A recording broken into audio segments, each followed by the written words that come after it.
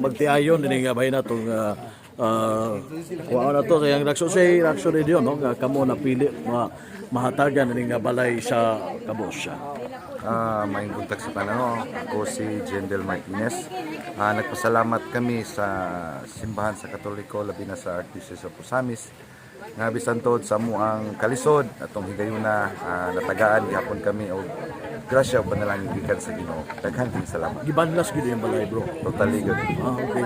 So, Wash out. may gani wala ray pamilya tao na. Wala ra kay 24 pa sa mga alas 11, alas 10 pa to.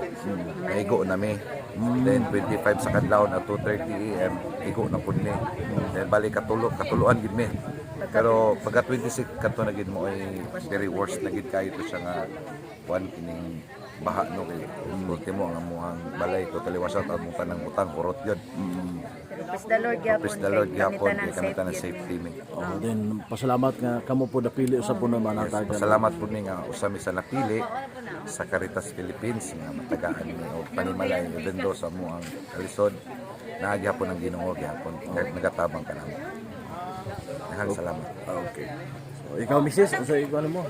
Salamat gid kaayo nga usa ko nga napili sa Caritas. Dako jud kay nako pasalamat nga kami napili wa jud ko nga dahom nga kami mo napilian kay pag adto nila sa balay nahilantan pa jud ko dayon.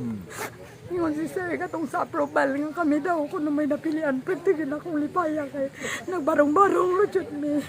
Salamat kayo sa tanan. So wala pa ni aman din mo gabarong-barong na dito.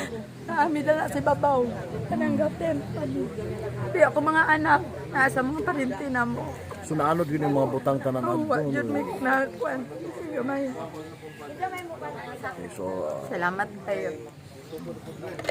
Praise the Lord!